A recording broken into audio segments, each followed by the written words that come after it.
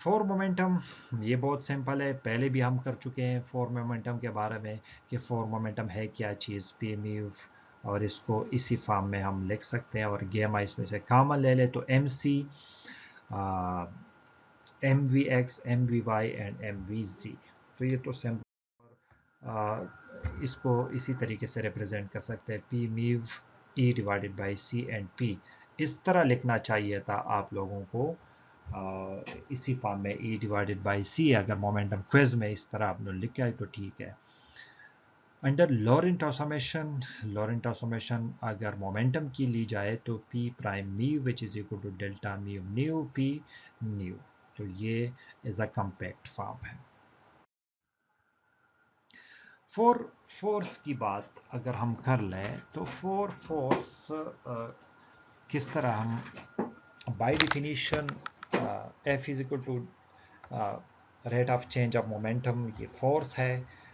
तो F mu D P mu divided by D tau, और D divided by D tau which is equal to P mu की value अगर आप लोग देख ले तो पी म्यू की वैल्यू ये है E divided by C P X P Y and P Z. और इसको डी थाउ से अगर मल्टीप्लाई कर ले तो 1/c D E divided by D tau, D P X divided by D tau, dpy divided by d tau and dpz divided by d। और फिर ये रिलेशन है delta T which is equal to gamma delta D tau जो है ये आपके पास है proper time, ठीक है। तो यहाँ पे अगर आप पुट कर ले तो ये अगर देख ले तो ये gamma C D E divided by D T बन जाएगा। और सिमिलरली ये बाकी टर्म भी इसी तरीके से, मतलब ये डेल्टा टी इधर ही पुट कर ले, डेल्टा टाउ की वैल्यू अगर हम पुट कर ले तो गेमा ऊपर चला जाएगा, इधर भी गेमा सारे के साथ गेमा आ जाएगा। और इसको आगे देखेंगे, and D E divided by D T is the rate of change of total energy, और इसको हम एनर्जी भी कह सकते हैं।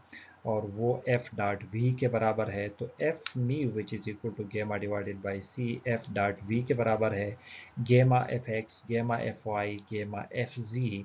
और फाइनली एफ म्यू आप लोग लिख सकते हैं gamma divided by C F dot V gamma F. तो ये जो है ये फोर्स हम इसी तरीके से इसको रिप्रेजेंट कर सकते हैं।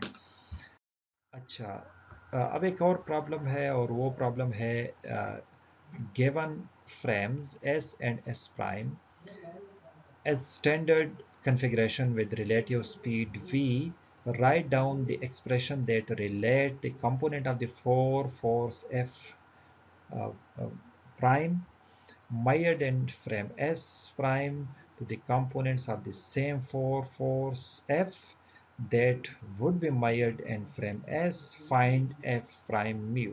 F prime mu find करना है, फोर डायमेंशन है, फोर फोर्स है।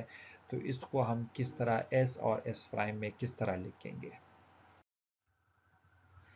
तो देखिए, in standard configuration of frame S and S prime, बिल्कुल जिस तरह हम पोजीशन लिखते थे, मोमेंटम लिखते थे, इसी तरीके से आप लोग रिप्रेजेंट कर सकते हैं इसकी force F not prime which is equal to gamma F not minus V F one divided by C, जिस तरह जनरल हमने ए नॉट स्टार्ट में लिखा था।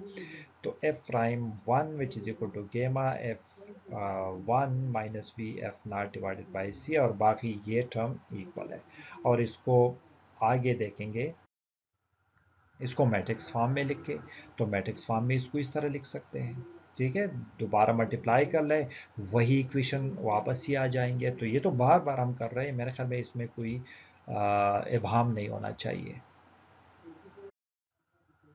और finally F prime mu which is equal to delta mu nu F nu, we are this term, ये जो matrix है is called the Lorentz matrix, और ये लॉरेंट मैट्रिक्स ही कहते हैं इसको। अच्छा, यहाँ पे कुछ चीज़ें हम फोर वेक्टर की हमने बात की है, इलेक्ट्रोमैग्नेटिज्म और रिलेटिविटी की हमने बात की है। अब आगे हम सोच रहे हैं कि हम जनरल थ्योरी ऑफ रिलेटिविटी की तरफ आते हैं। तो जनरल थ्योरी ऑफ रिलेटिविटी बहुत इंपॉर्टेंट है, उसको आपने बहुत डिटेल से समझना है, लेक्चर्स को पढ़ना है, सुनना है। तो आगे आगे जो लेक्चर्स है वो मे बी कि वो जनरल थ्योरी ऑफ रिलेटिविटी से रिलेटेड हो। तो यहाँ पे स्टार्ट कर लेंगे और आगे देखेंगे फिर इसको।